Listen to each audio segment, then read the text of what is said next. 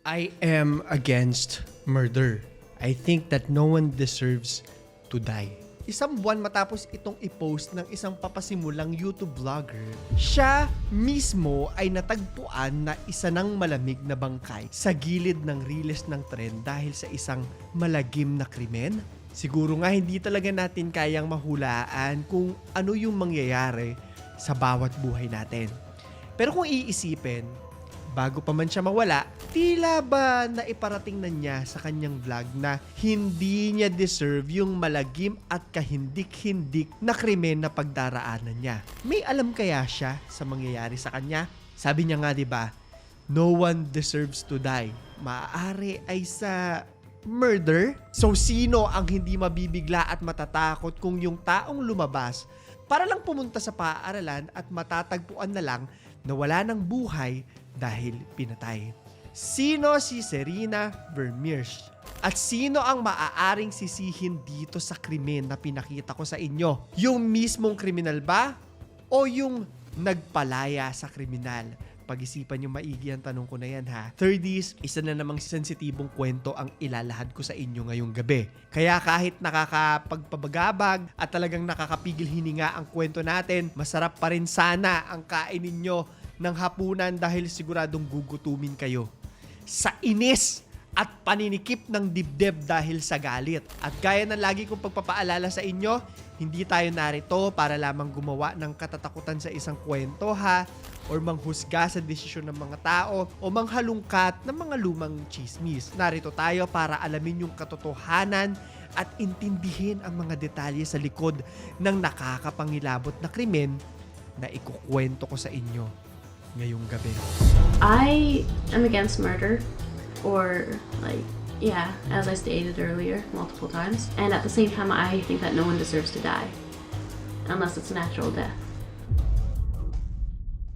Bago tayo magpatuloy, gusto ko lang sana na mag-like, subscribe at notification bell kayo bago natin umpisahan ng kwento. At promote ko lang din po ha, yung aking second channel ngayon, yung travel channel ko. After nito, papaalis po ako papuntang Vietnam at mag-a-adventure ako dyan. So sana ay samahan ninyo ako. Kakatapos ko lang din ng aking Thailand series. So kung interesado kayo dyan, bisita na kayo.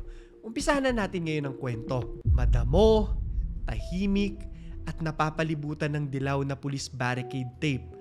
Yan ang eksenang bumungad sa mga naninirahan sa Newton, Surrey, British Columbia, isang umaga noong September 2014. Sino yung hindi kikilabutan at magugulang tang kung paggising mo, no? Imbis na mainit na kape ang bubuhay sa dugo mo, ang bubungad sa iyo ay ang balita na isang babae ang natagpo ang patay malapit sa rilis ng tren. Lalo pa at kilala yung lugar nyo bilang isang tahimik at saka payapa na komunidad, di ba? Pero ang mas ikinagulat at ikinagalit ng lahat ay ang malaman na hindi ito ang unang krimen na kinasangkutan ng salarin. Dahil ang taong gumawa ng krimen na ito ay isang tao na gumugol ng maraming taon sa kulungan dahil sa paulit-ulit na sexual crimes. Siyempre, magtataka na yung mga tao. Ano kaya yung ginawa doon sa baguhang vlogger? Bago natin simulan ang kwento, tatanungin ko muna kayo. Naniniwala ba kayong once a criminal, always a criminal? O lahat ng tao, maging yung mga minsan nasentensyahan na or nakagawa na ng malagim na krimen, ay dapat bigyan ng pagkakataong magbago? Or needless to say, nagbabago pa kaya ang mga taong ito? Ano nga kaya ang nangyari kay Serena Vermeersch? At paano natuldukan ng isang krimen ang pangarap ng isang papasimulang YouTube content creator?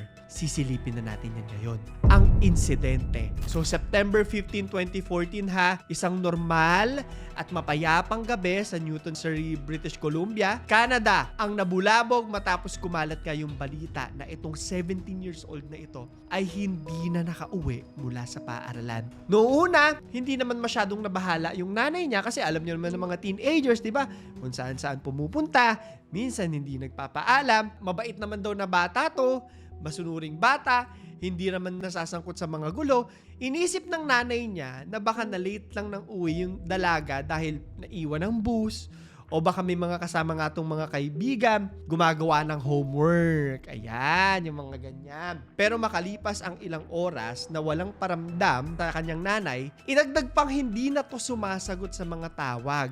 At saka sa mga text messages, aba syempre, mag-aalala na. So yung nanay text ng text, okay, huwag muna tayong kabahan, sige go. Pero sumapit na yung gabi, no? At tuluyan nang binalot ng pangamba ang mga kapamilya niya. Kaya nanghingi na rin sila ng tulong sa mga kapulisan. Madali sila, mamang pulis, tulungan niyo po kami. Yung anak ko, hindi ko po alam kung nasan. So dahil sa report na to, nag-release na ng alert yung Surrey Police sa mga kalapit na lugar dulot ng pagkawala nitong dalaga. Ayon po sa mga balita, huling nakita si Serena na sumakay ng bus pauwi sa kanto ng 64th Avenue at 128th Street bandang 8 p.m. Mula rito ay wala nang naging balita doon sa kinaroroonan niya. Magdamag na naghanap ang mga pulis kasama ang nag-aalalang pamilya ng dalaga. Naging laman din ng mga balita sa TV ang pangyayaring ito kaya naman marami ang nakikisimpatya at umasa na mahahanap ng ligtas si Serena. Ayon sa kwento, matapos sumakay ng bus, kailangan lamang niyang maglakad ng ilang minuto para makarating doon sa bahay nila. Pero nung gabing yun nga, no, mula sa ilang minuto, nauwi sa ilang oras yung paghihintay ng pamilya niya, pero si Serena, wala na. Hindi na po talaga nakauwi pa. Dahil dito, naisip ng nanay niya, paano kung may nangyaring masama doon sa bata? Hindi naman kaila sa atin, no, na yung mga ganitong pangyayari talagang maaaring magdulot po ng matinding takot, lalo na sa mga magulang o kapamilya ng taong nawawala. Sabi nga nila, losing or missing a child is every parent's worst nightmare. At totoo yan, praning na praning po ang mga magulang. Lalo na kung mga bata, di ba? Hindi rin pumasok sa isip ng nanay niya na baka naglayas ang dalaga dahil masayahin to, mabait, at mapag-intindi to, no? Kaya sabi niya, out of character, yung mga bagay na hinala na yan kay Serena. Idagdag pa na, di naman nila ito nakikitaan ng mga kakaibang pagkilos. Normal na teenager, kumbaga, kilala ito sa lugar bilang isang dalagang mahilig magpakita ng authenticity, no, sa pamamagitan ng kanyang mga YouTube vlogs. Kaya para sa isang masayahin, maligalig at madaldal na dalaga, malaking misteryo yung bigla na lang silang nawalan ng balita kung ano yung nangyari dito.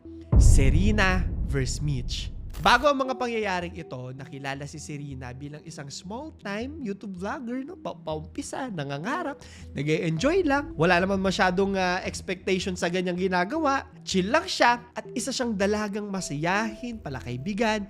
Dahil sa YouTube, creative ito, mahilig mag-express ng sarili sa pagpo-post sa kanyang channel. Tipong typical na teenager noong early 2010s. Sa mga taong kasing edad ko po, no, makaka-relate ka sa vlogs niya kasi ito yung tipo ng mga videos na at the time po, no, simple pa po talaga lahat.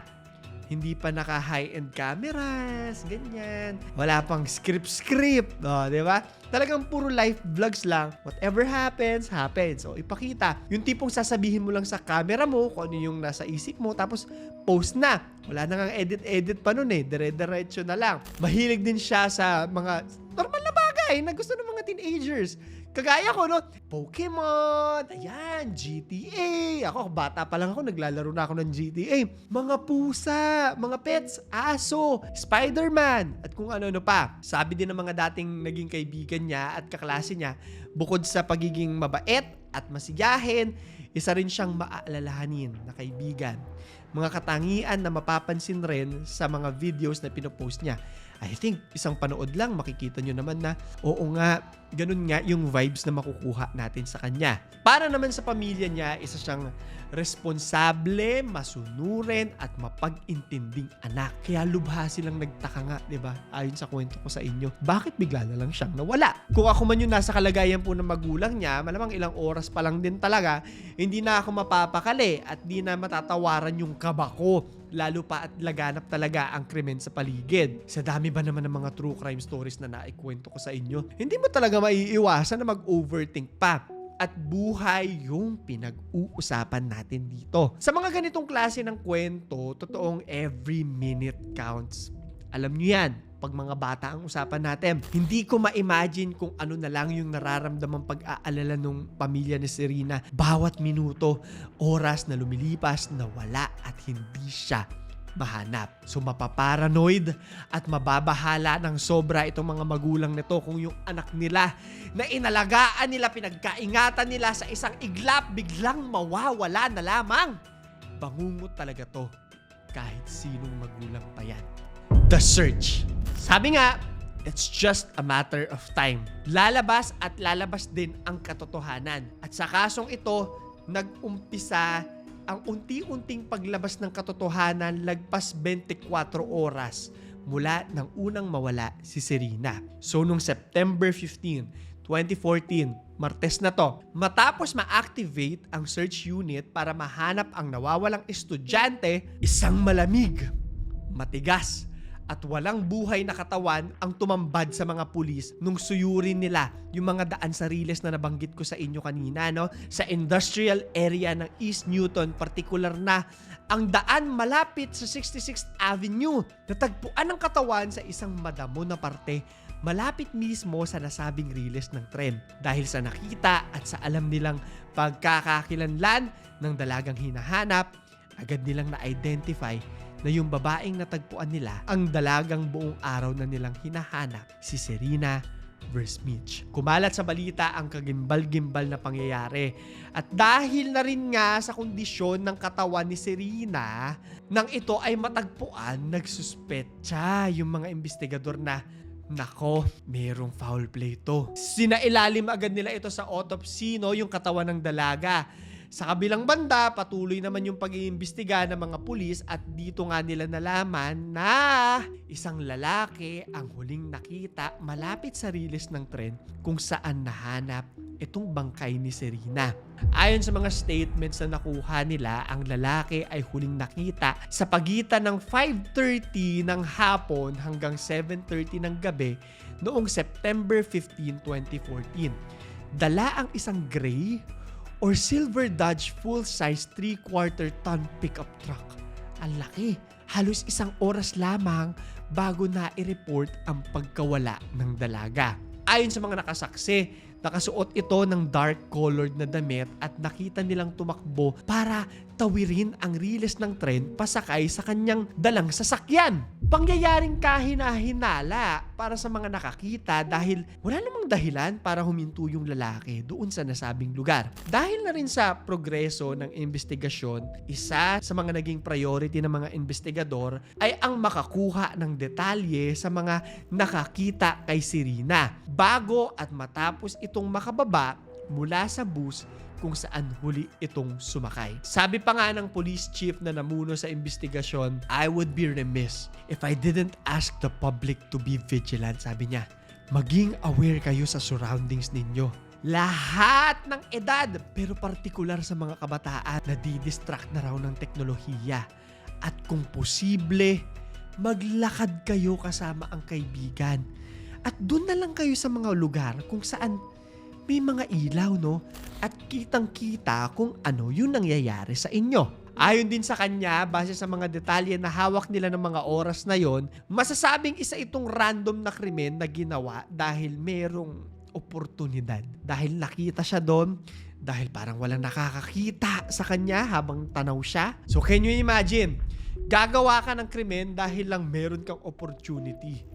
Gagawa ka ng krimen dahil lang may isang babaeng naglalakad na walang kasama. It doesn't really make much sense. Malamang sa malamang, may underlying reasons or motives pa na hindi na-identify sa kasong ito, kagaya ng paghahanap sa mismong salarin doon sa kaso. Tingnan natin yan along the way. Idagdag pa na kung random attack nga ito, malaki yung posibilidad na masundan pa ang nasabing pag-atake. At may posibilidad din na kung hindi agad ma-identify yung salarin, maging mas malaking kaso ito at mauwi sa serial killing. Nakakakilabot, di ba? Dahil dyan, ay mas naging porsigido ang mga pulis na ma-uncover yung katotohanan sa pagkamatay ni Serena. Naalala ko tuloy yung isang sinabi ni Eileen Wuornos, yung babaeng serial killer din po. No? Sabi niya, I am a serial killer and I would kill again. Nakakabahala na ba? Alam kong oo.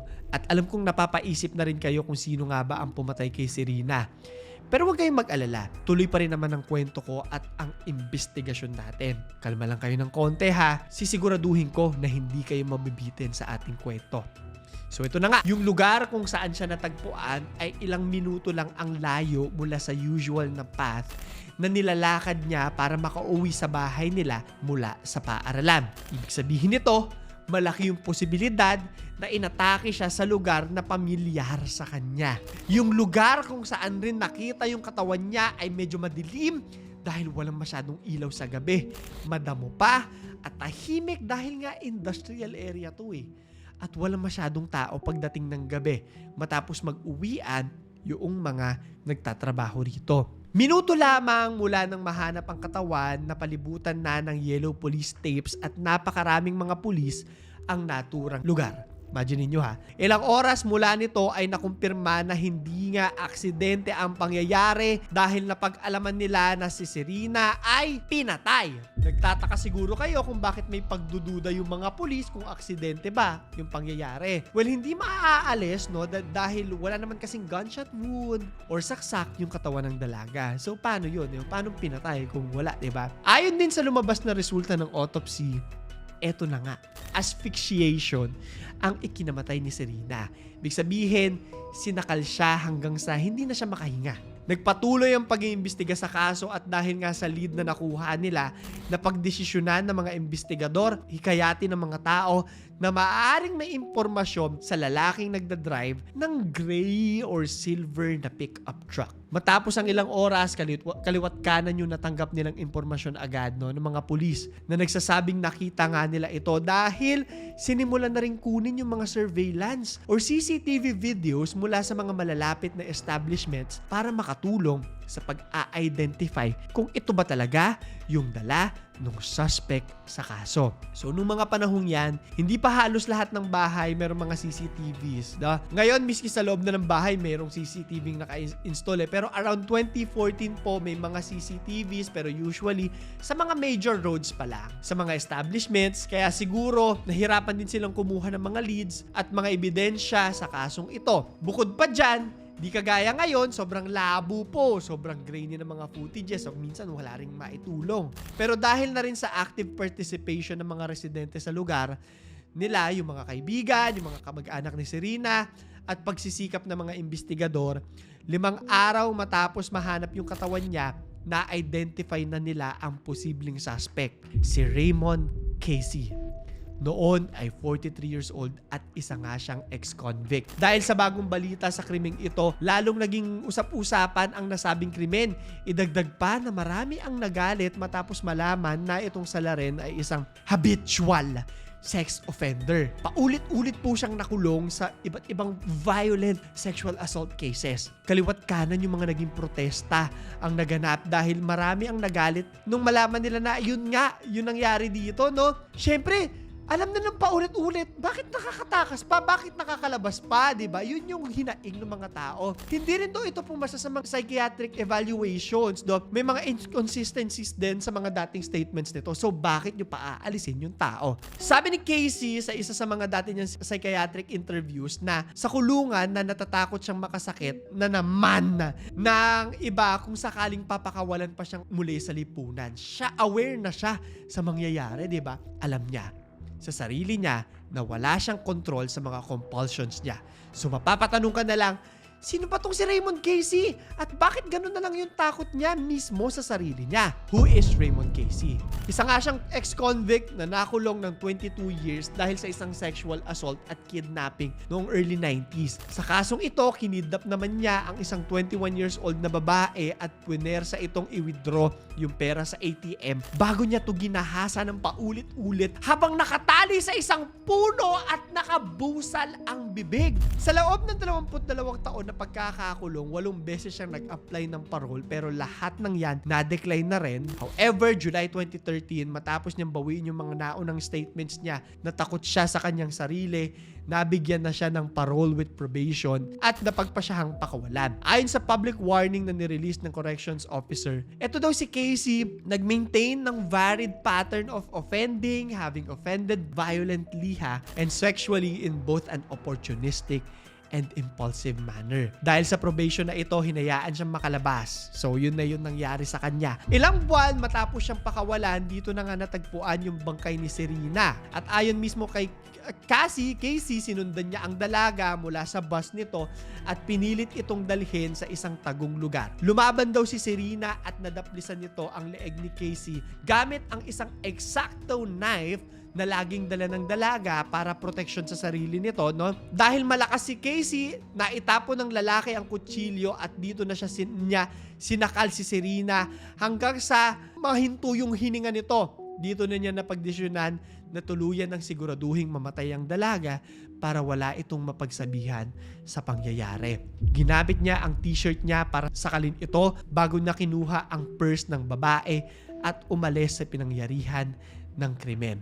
Namatay si Serena dahil sa asphyxiation, samantalang si Casey kinailangan sumailalim sa 22 stitches sa leeg na dulot ng paglaban ng dalaga sa kanya. Peklat na magsisilbing permanenteng paalala ng krimen na ginawa ng lalaki. Sentensya. 3 taon matapos ang nasabing krimen, nag-plead ng guilty si Casey sa pagpatay sa dalaga at nasentensyahan na naman ng lifetime imprisonment without parole for 17 years. At ayon sa abogado niya, gusto makausap ni Casey ang pamilya ni Serena para humingi ng tawad pero tinanggihan ito ng nanay ni Serena at sinabi dito, "I don't feel anything for him.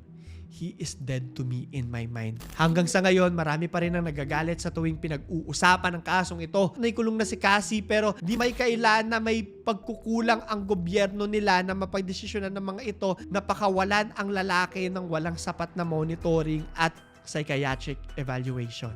Kakatakot, diba? Mag-like, subscribe at notification bell kayo kung gusto nyo makarinig ng mga kwentong katulad nito. Promote ko lang din po yung aking second channel ulit ha. Ang bagong trip ko po ngayon ay sa Vietnam, so kung excited kayong makita yan, bisitahin nyo lang ako doon. Alam ko, lalo na dito sa atin sa Pilipinas, isang malaking paksa yung debate sa justice system. Naniniwala din ako na mayroon talagang mga tao na deserve na mabigyan ng rehabilitation, kalayaan, at oportunidad matapos pagdusahan at pagsisihan yung mga kasalanan na nagawa nila. Sabi nga ng marami, everybody deserves a second chance. Pero kung kayo yung tatanungin ko ha, kung ikaw yung parole officer o yung abogado ni Casey sa nauna niyang kaso, hahayaan mo bang makawala siya at makisalamuha sa ibang tao kahit pa siya mismo ang nagsabi na wala siyang tiwala sa sarili niya? I-comment mo sa ilalim. So yun lamang po, ito si Clara III at ito ang aking kwento. Ay, nagsasalita ako, wala na akong pakialam kung may nakatingin sa akin, no? Normally, matatakot ako. Normally, kakabahan ako. Pero hala, pag last night ko na, ayoko nang umuwi. Ayoko na sa Philippines. Sorry, Philippines. Sandali, nagpapanik ako. Sandali. Nung tara, sabi ko, ay, peaceful. Tapos may crocodile. Diba? And this is something that I've experienced many times in my life. Now, when it's the scariest to jump, that is exactly when you jump.